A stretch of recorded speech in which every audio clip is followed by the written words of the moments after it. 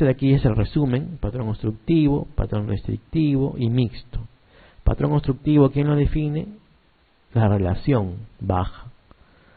Capacidad vital forzada estará normal, y FEX 1 dependerá, puede estar bajo o normal dependiendo del grado, de la gravedad, no el FEX 1, la gravedad.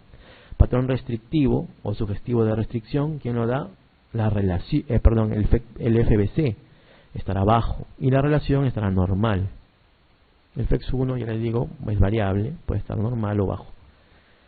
¿Y quién definirá el mixto? La alteración de ambos, de la relación, o sea, OTIF-NO, y también del FBC. Si ambos están bajos, ese es un patrón mixto. Mayormente vemos puros, generalmente obstructivos, o sea, solo relación baja, y también a veces vemos solo restrictivos. Pero también aquí en el Perú vemos bastante mixto, porque acá tenemos tuberculosis, y la tuberculosis deja secuelas pues crónicas en el pulmón, las bronquiectasias, y también los fibrotórax, que dan justamente estos patrones mixtos. En otros países no ven mixtos casi, ven puros nomás. Ahí solo tienen EPOC, solo tienen asma, no tienen tuberculosis, no tienen bronquiectasias casi. Entonces generalmente ellos ven obstructivos o restrictivos, no ven mixtos casi. Parte de la espirometría es definir la buena respuesta a los broncodilatadores, o también lo que conocemos como reversibilidad de la obstrucción. O sea, cuando uno hace una espirometría, tiene que ver si el patrón espirométrico revierte, o sea, si la obstrucción revierte.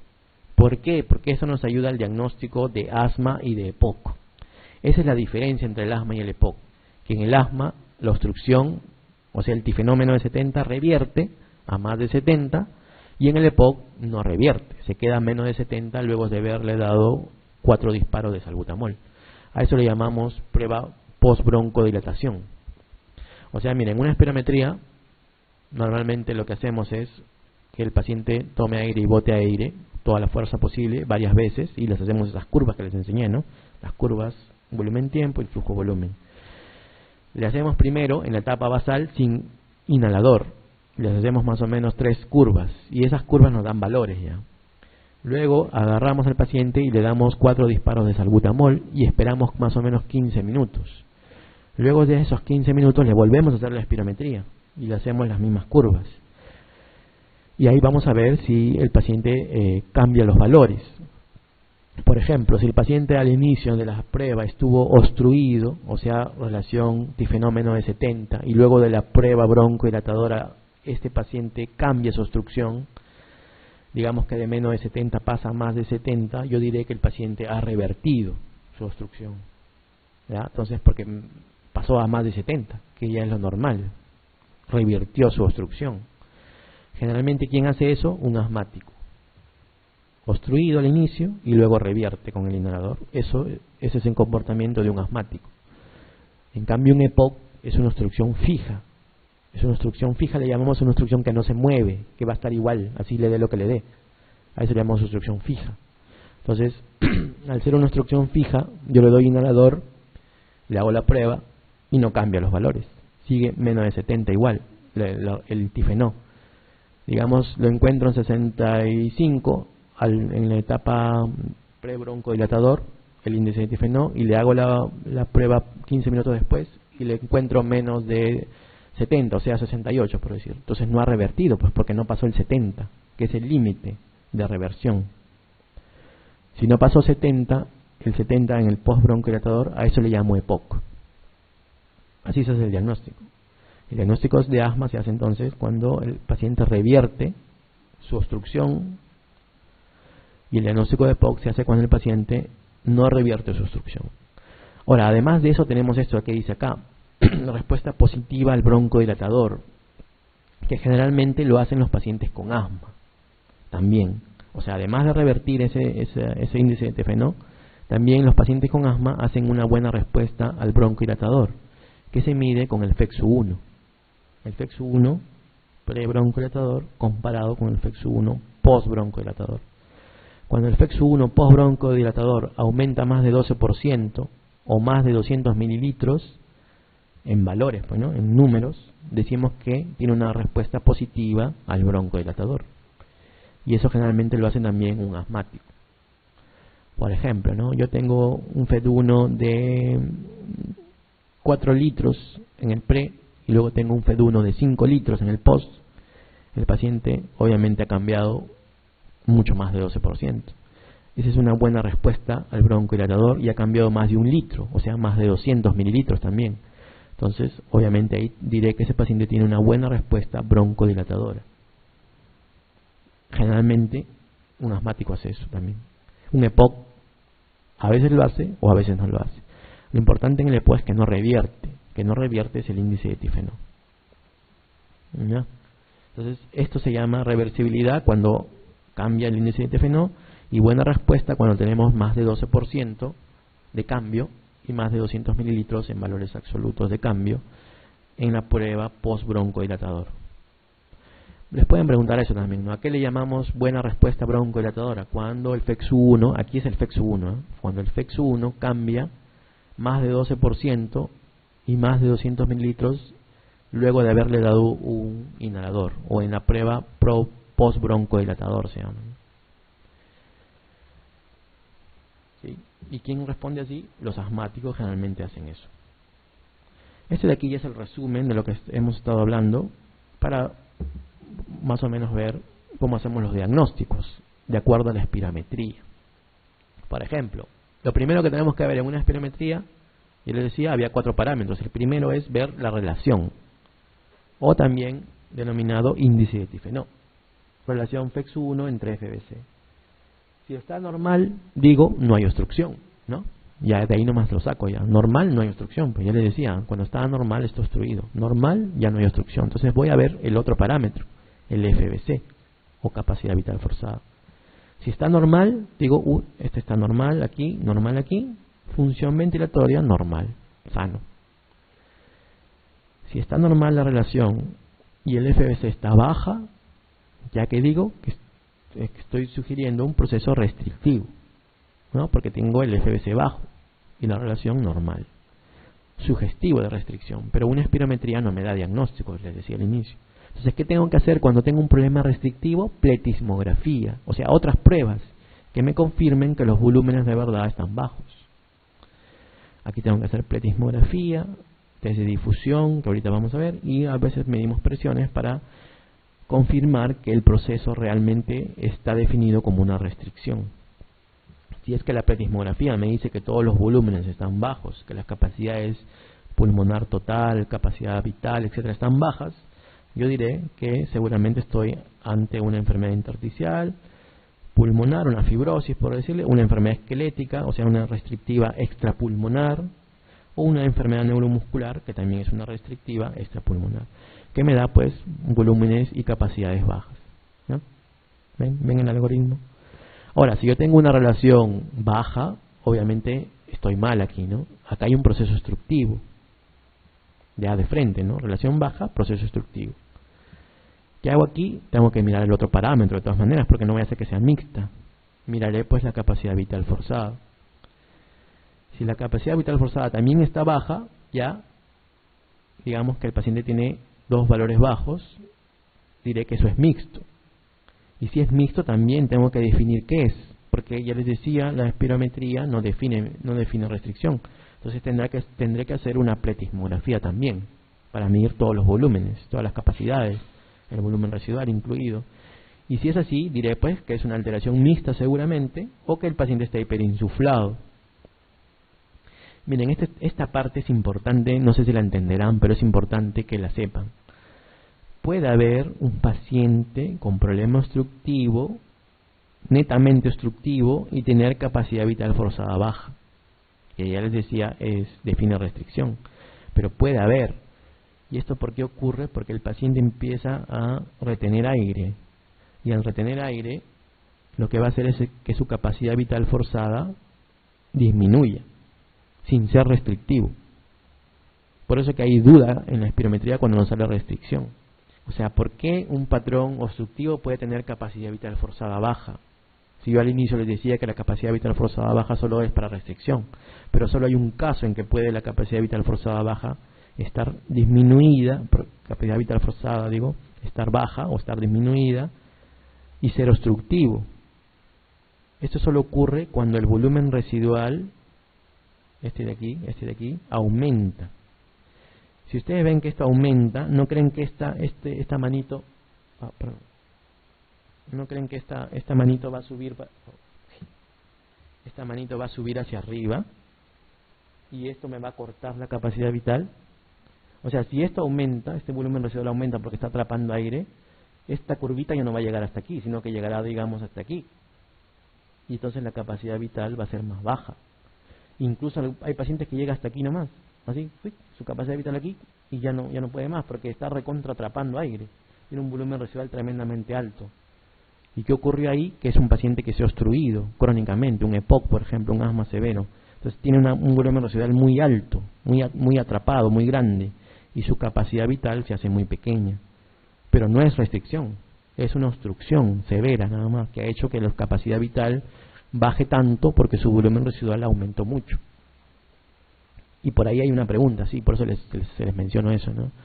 O sea, ¿puede haber una capacidad vital forzada baja en un problema obstructivo? Sí, puede haber. Solo en este caso, cuando el volumen residual es muy grande. ¿Y por qué es grande? Porque atrapa aire. ¿Quién atrapa aire? Un EPOC, por ejemplo, ¿no? Ahora, la idea es que ustedes se queden con que capacidad vital siempre sugiere restricción cuando está baja. Pero solo hay un caso en que puede también verse en obstrucción, que es justamente este caso, ¿no? Cuando el volumen residual aumenta mucho. ¿Ya? Quédense así, o sea, restricción, capacidad vital forzada baja. Pero puede haber un caso en que la capacidad vital forzada esté baja y no sea restricción, sino ser obstrucción. Es cuando hay atrapamiento de aire y hay un volumen residual alto, que hace justamente que la capacidad vital se acorte, ¿no? Ya. Justamente es esto de acá, la hiperinsuflación, ¿ve? Entonces hay un problema obstructivo, pero hay una capacidad vital forzada baja. Entonces por eso tengo que hacer pletismografía para medir justo el volumen residual, para ver si está pues elevado. Si está muy elevado, seguramente por eso la capacidad vital forzada estuvo baja. Y eso igual es un problema obstructivo. Bueno, veamos a la otra parte. Si la relación está baja, es un proceso obstructivo, pero si la FBC está normal, yo diré que es un obstructivo puro, pues, ¿no? Porque la FBC ya está normal. Si es un obstructivo puro, de repente estoy pensando en asma o en EPOC, porque es un obstructivo puro. Y aquí, ¿qué tengo que hacer? Lo que ya les decía, el test de broncodilatación, que es el que nos diferencia asma de EPOC. La reversibilidad que les estaba hablando, pues, ¿no? Entonces le pongo los 4 disparos de salbutamol y espero 15 minutos. Si revierte la obstrucción, será asma. Si no revierte, será EPOC. Si tiene buena respuesta, probablemente también sea asma. Si tiene mala respuesta, probablemente sea EPOC. Ahí sí no define mucho. El problema aquí es la reversibilidad. Si revierte totalmente, es asma. Si no revierte totalmente, es EPOC. ¿Ya? Y así de sencillo. Miren, este cuadro nos ayuda mucho al diagnóstico. Y este cuadrito es el que lo saben los residentes, ¿no? ¿Qué cosa tengo que hacer en cada caso, ¿no? Con la espirometría. Y miren cómo de la espirometría podemos llegar a los diagnósticos precisos, ¿no? De cada enfermedad respiratoria. Por eso que la fisiología es importante. Ustedes dicen, ay, qué fea fisiología, volúmenes, capacidad. En renal será peor, ¿no? Pero es importante. O sea, si ustedes van a ser especialistas, tienen que basarse en estas pruebas funcionales, en la fisiología, cuando ya sean especialistas, ¿no? Tienen que partir de ahí. Y nosotros como asistentes nos damos cuenta cuando un residente viene con una fisiología baja, con una base muy baja. Tú le preguntas una cosita suave nomás, ¿qué sirve la espirometría? ¿Para qué sirve? Y no sabe para qué sirve, no sabe diferenciar, por ejemplo, si está atrapando o no atrapando aire, no sabe cuándo es un patrón mixto, no sabe explicar. O sea, y eso lo aprenden ustedes ahorita, lo han aprendido, bueno, creo que en el pre no nos dan mucho de esto, pero también creo, se le da, pero a veces se le olvidan. Pero ya tienen que ir con una noción a la residencia, no pueden ir muy bajos, ¿eh? Tienen que ir con nociones, o sea, no solo es ingresar, también es importante que sepan, o sea, que sepan esto, que no lo graben tampoco, ¿no? Sino que lo entiendan, así como les he tratado yo de hacerles entender, ¿no? Que lo entiendan. No grabárselo así, memoria. La memoria falla, pero el entenderlo no les va a fallar. Para que cuando lleguen de R1 no los miren mal y no los tilden ya, los van a poner en un sitio y al otro lo van a poner en otro sitio. Y al que entró así mejor, a ese es el que se va a quedar. El que entró bajo no se queda, se va a otro lado, a ver quién lo recibe. Por eso no solo es ingresar, también tienen que tener una cierta base para no destacar, pero sí quiere estar en un nivel medio, digamos, ¿no? ¿Sí? Ese es un llamado a la conciencia. De verdad. Yo trabajo en el Baiza, ustedes bueno, han visto al inicio. Al Baiza llegan médicos de provincias, muchas provincias. Llegan médicos que han estado 10 años como médico general, 15 años. Pues están en nada, ¿no? Cero. Llegan a la residencia. Bueno, la edad no interesa, ¿no? Pero sus conocimientos están, pero así, como de primer año de pregrado, creo. En nada. Ahora, para que se pongan al día, porque cuando uno hace especialidad tiene que tener una cierta base, porque si no se queda. Y viene otro, por ejemplo, joven como ustedes de repente, que ha terminado hace poco y viene pues refresquito, ¿no? Y actualizado. Entonces, obviamente uno más lo va a considerar más al que está más preparado, porque él te responde, o sea, puedes dialogar. En cambio el de aquí no. El de aquí no responde nada, ni ganas de enseñarle da. Entonces por eso les digo, cuando lleguen tienen que llegar con cierta base, no solo es ingresar. Y la fisiología es parte de tener esa cierta base. Bueno, a ver, sigamos. Otra de las pruebas funcionales respiratorias que utilizamos en neumología es el test de difusión. El test de difusión de monóxido. CO es monóxido de carbono. ¿Por qué usamos monóxido? Todo tiene un porqué y la fisiología explica el porqué. Porque el monóxido difunde rápidamente. Es uno de los gases que difunde más rápidamente. Difunde quiere decir que pasa del alveolo hacia el capilar. O sea, difunde la barrera hematocapilar o alveolo capilar se llama, ¿no? Difunde quiere decir que viene por el alveolo y el gas, digo, el monóxido, y del alveolo pasa el intersticio, y el intersticio pasa hacia el capilar, y del capilar se va por los hematíes y se va a todo el cuerpo. Así, ¿no? A eso se llama difusión. Si hubiera algo que impida esa difusión, ya sea el engrosamiento del intersticio, ya sea que no hay capilar, ya sea que el alveolo se destruyó, la difusión va a estar alterada, pues, ¿no? ¿Sí o no? Entiéndanlo así, no se graben, difusión es esto, no. Entiéndanlo así, mírenlo como una película, como un tríptico, imagínense. ¿Cómo será la difusión? Ya yo dibujo un alveolo, dibujo un intersticio en mi mente y un capilar por acá, listo. El oxígeno viene por el alveolo, ya de ahí tiene que pasar a algún lado, ¿no? Al intersticio, del intersticio ¿dónde va? Al capilar. El capilar se sube al carrito que es el hematíe, y el hematíe, el carrito lo lleva hacia todos los tejidos. ¿No? ¿No es sencillo? Así tienen que imaginar, porque si no, tienen que ser imaginativos también, ¿no? Porque si no, se les va a quedar aquí y mañana ya se olvidaron. Les explico eso porque de eso depende esto de aquí, miren. ¿Cómo creen que la difusión del monóxido estará aumentada? Porque hay más carritos. Policitemia, por ejemplo. Si hay más carritos, tú te vas a subir más rápido. Varios se van a subir a los carritos, ¿no? Al hematíe, digo, ¿no? Entonces la difusión va a estar aumentada. Obviamente, si yo digo policitemia, quiero decir que lo demás está bien. O sea, el alveolo, el intersticio, no hay nada, ¿no? Entonces el monóxido pasa rapidito y se va a la sangre y si encuentra un montón de carritos, hematíes, se va a subir rapidito, pues, ¿no? Entonces la difusión está aumentada. ¿Sí o no? Ya. Por ejemplo, en la hemorragia alveolar, lo mismo. Hay sangre en el alveolo. Entonces el monóxido, esa sangre también podría pasar al hematíe, y entonces ahí el monóxido también igualito va a pasar rápido. Aquí lo importante de la difusión no es lo que esté aumentado, es lo que es el que esté disminuido. Eso es lo importante de la difusión. Esto que dice insuficiencia cardíaca, asma en fases iniciales, es, digamos, anecdótico, porque obviamente yo no voy a usar un test de difusión para diagnosticar insuficiencia cardíaca, ni tampoco asma. Hay otras pruebas que me ayudan para ese diagnóstico. El test de difusión me va a servir a mí para el diagnóstico cuando está disminuido. Ahí me sirve. ¿Por qué? Porque si está disminuido hay algo que altera pues la difusión. Algo en el hematíe, algo en los carritos, algo en el flujo sanguíneo, algo en el intersticio, algo en el alveolo, ¿no?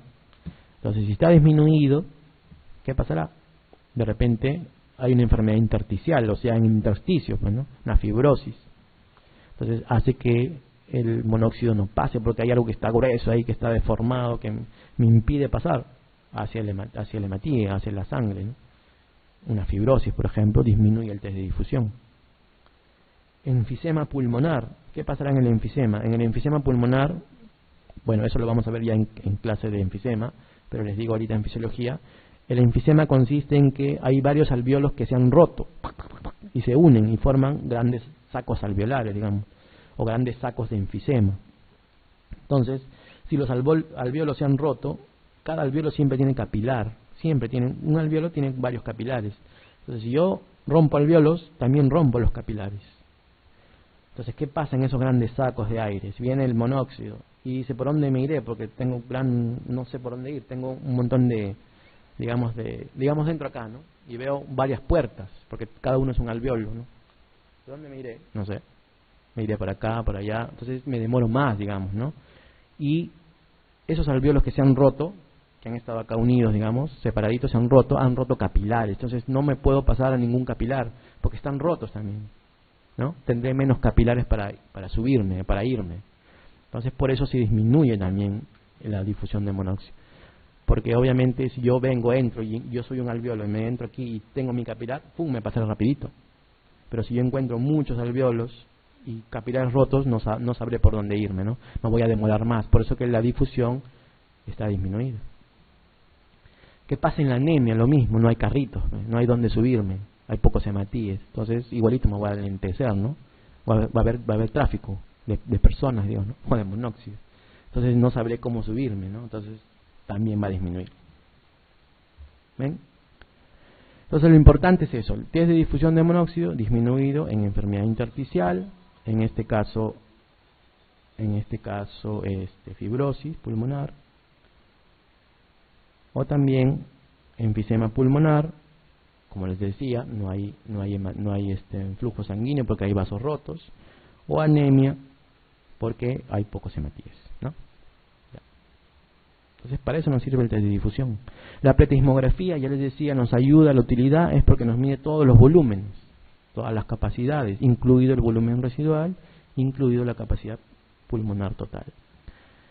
El test de difusión de monóxido, ya les decía, nos ayuda a la difusión, nos ayuda más en enfermedades intersticiales. Y la resistencia a la vía aérea es otra prueba funcional que nos ayuda a ver si la vía aérea tiene resistencia o no. Y eso lo vamos a ver un poquito más adelante en la parte de resistencia. Esto es el resumen de la espirometría, ¿no? Bien, ya les decía, volumen tidal, capacidad pulmonar total, capacidad vital. Bueno, eso ya lo saben, ya lo habíamos visto al inicio. Otro de los términos fisiológicos importantes que tenemos que definir es la distensibilidad, cómo el pulmón se distiende, ¿no? Distensibilidad le denominamos al pulmón que, digamos, se estira al tomar aire uno, ¿no? A la persona, digamos, a la inspiración. A eso le llamamos distensibilidad. Y lo contrario de eso sería retroceso elástico, o elasticidad también le llaman, ¿no? En el pulmón hay una paradoja, que no es lo mismo decir elasticidad que distensibilidad.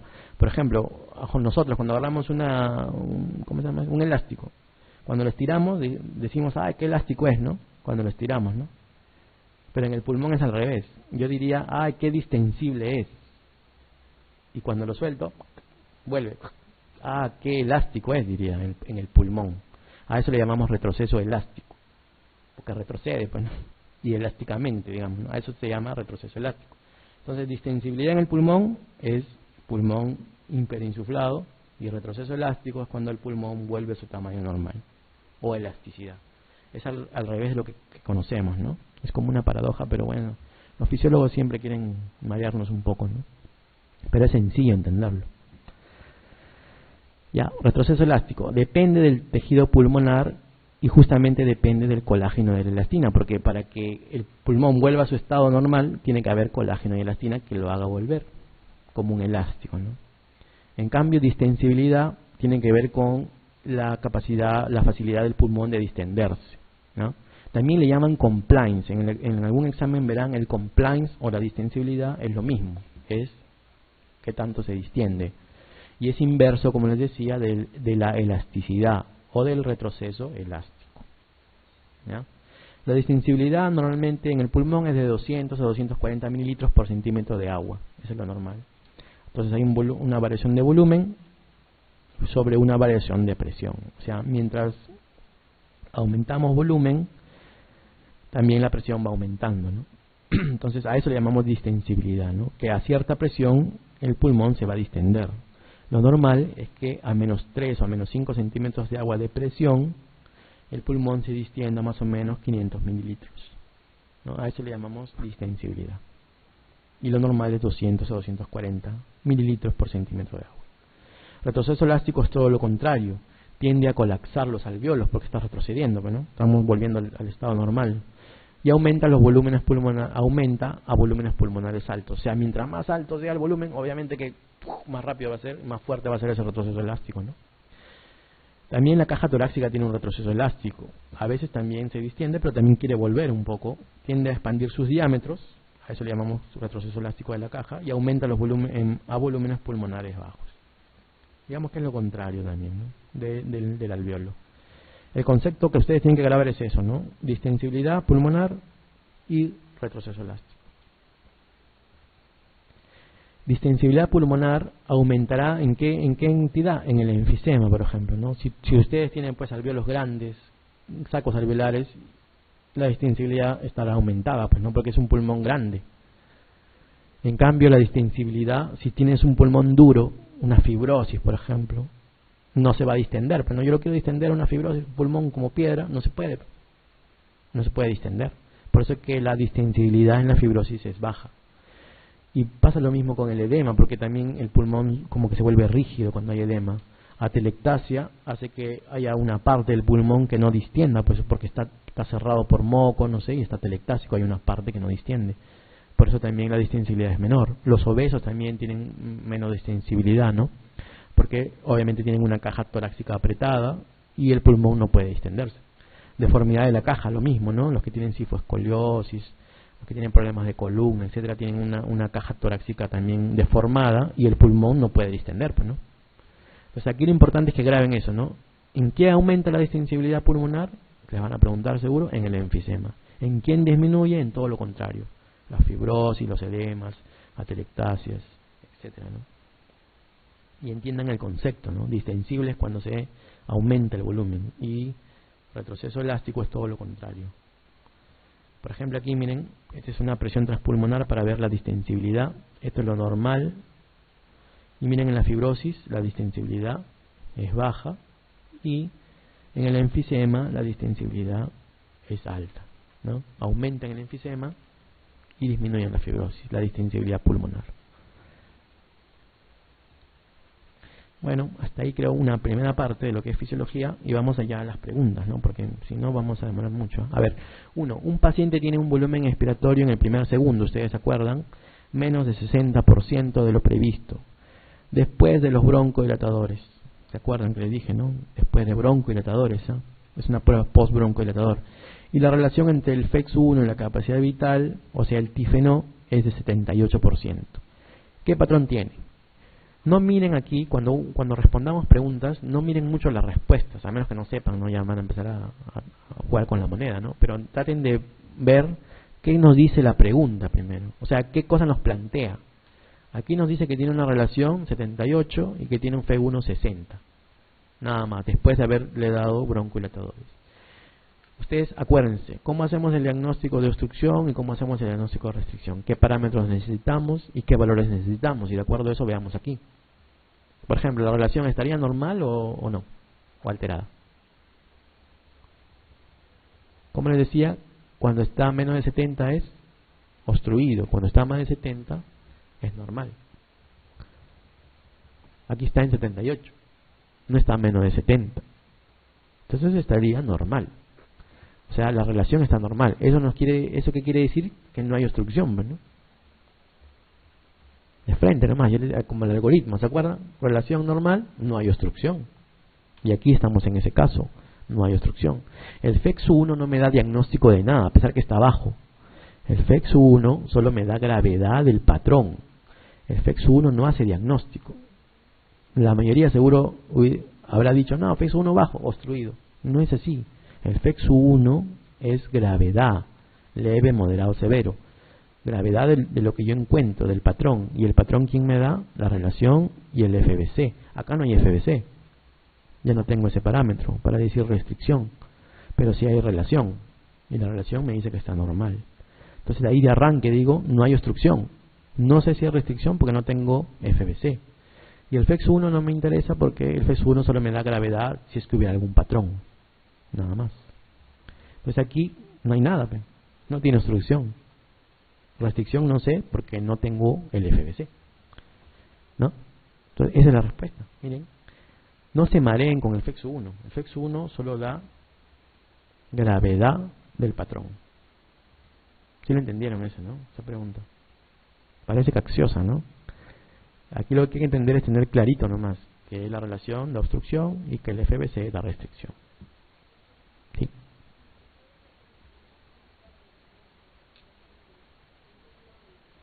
Sí.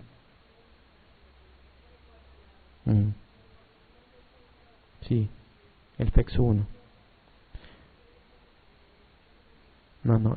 Eso que tú dices del que va de 80, 50, 30 es el FEX1 nomás. No es la relación.